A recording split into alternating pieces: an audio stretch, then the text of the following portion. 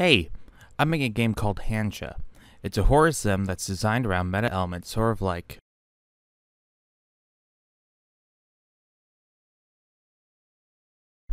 that. But I've come to an issue. What makes great meta moments like that? Well, the idea is to take away control of the player and make them feel as if the game is alive and taking control, and that the player is the game. But how do we do that? I thought I'd look into this topic by looking at other clever uses of meta moments in gaming, and I thought I'd do a video essay on it.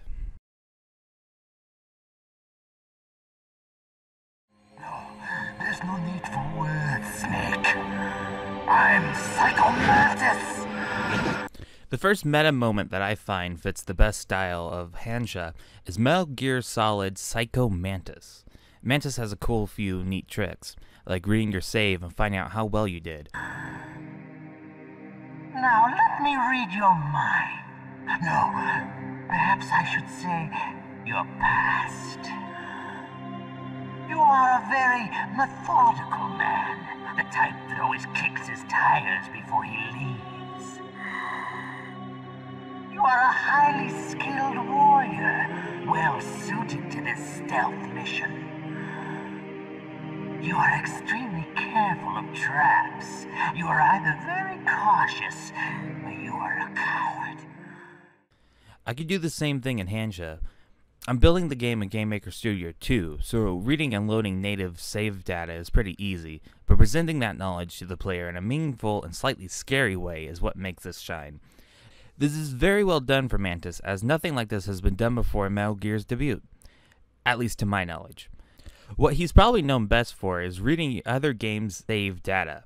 I can see into your mind. So, you like Suikoden. So, you like Azure Dreams? You like Castlevania, don't you? You enjoy role-playing games.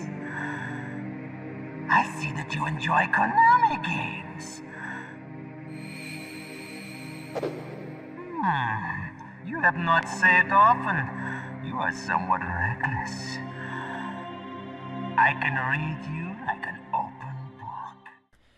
This is the tricky part. You see, games that save data usually have some sort of encryption, only that game knows how to read. My game wouldn't be able to read Skyrim's saves, for example, and neither could Mantis at the time. I don't know how Metal Gear's code works for this. My guess is something about the PlayStation save library. You know, that thing with all the icons of your games that was really cool and someone really needs to add back to PlayStation 6? Sorry, I was off track there. Where was I? So, my game can't read other games' data, but it can look for files and directories on a computer system. So, my way around this would be looking for other games' distributables. You know, that exe file. Steam is the most popular online market, and Steam is usually installed in the same place for everyone. I should also mention my game is currently only for Windows because of meta elements. More on that sometime else. But that's a huge win in this situation, as I can just tell my game to look for a game and Steam apps comment whatever game.exe. And if it's there, bingo bango, we know the player plays Colonel Sanders' Dating Simulator. The last thing Psycho Mantis does is vibrate the controller. Now I will move your controller by the power of my will alone.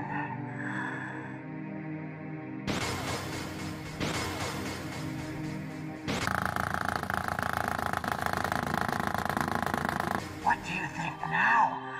Ooh, yeah, it's pretty common nowadays for controllers to vibrate.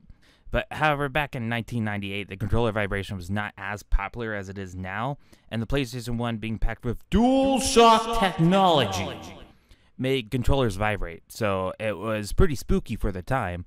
Mantis is also the only enemy to be defeated by plugging your controller in the second port.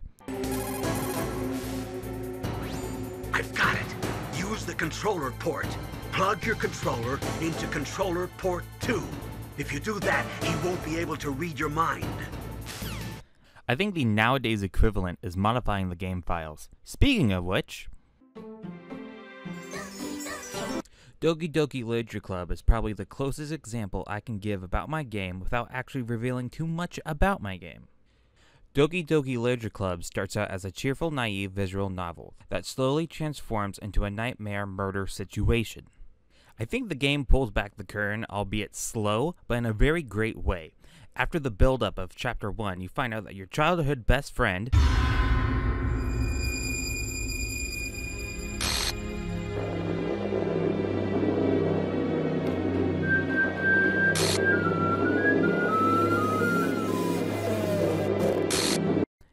Yeah, so much for hanging out. The game soon lets you know that this isn't a fun, cheerful game. It's only going to get worse from here, with glitches, jump scares. I have a few notes here on stuff Doki Doki Literature Club does that I would like to see if I could do similar in my game. Hi, while I was getting footage for this, I had to play through Doki Doki Literature Club again, and it's done something that not other horror games have done before. It continues to scare me with the glitches and pop-ups that I know are coming, which gives me an idea to see if I can't include that idea into my game. I don't directly want to copy this per se, but something kind of like my own interpretation of it. Anyways. The first thing of note is in Chapter 2, when you pick who to hang out with, your mouse is forcibly moved to pick Monica, which is very jarring. I don't think I've ever played a game where the one thing I have ultimate control over is taken away, and I love that. So that I'm going to steal. I don't know the right place to use it yet, but I'm enthralled with this concept. I'm going to skip ahead now after Yuri gets the point.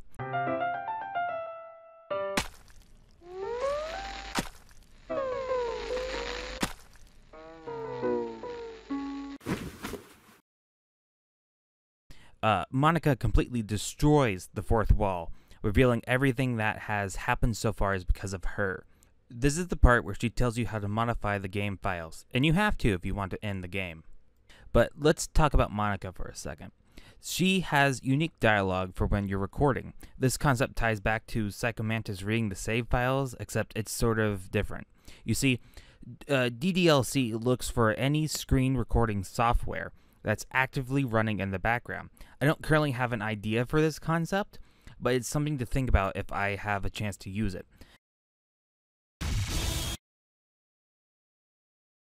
Now we give Monica a taste of her own medicine by deleting her character file.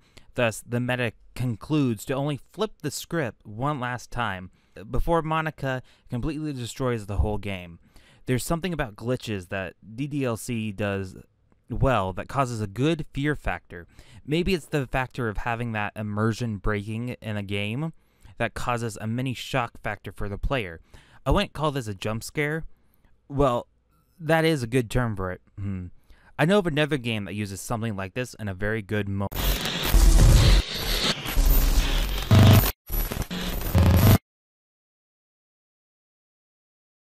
Batman Arkham Asylum did something completely unexpected.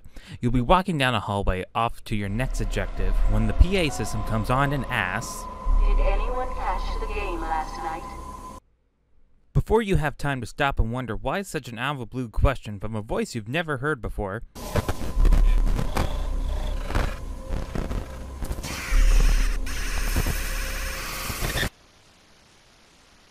Now, Batman isn't a meta game, so something like this is completely out of the blue.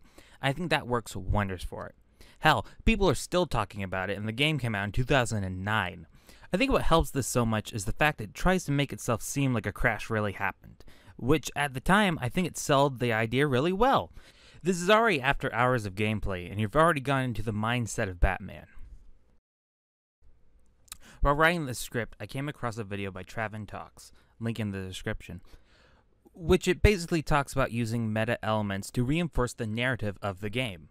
Any game like Batman to Metal Gear can have a fourth wall break, but only 2 games have really used the meta as a narrative piece, and that's Doki Doki Literature Club and One Shot.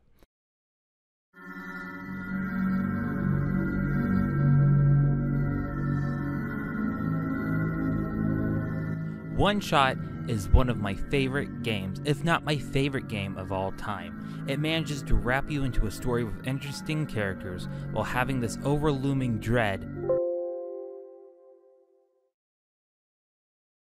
I'm not going to spoil the game, go buy it. Play it, you won't regret it. It's amazing and probably the most meta game there is. Looking through these games and seeing how they all use the meta element is very mind-opening into this lesser-known category of games. I say that because there's only a handful of games that focus on fourth-wall breaking narratives, and that gives me a lot of ideas on how I can make my game the best it can be and make a great use of the art that is meta.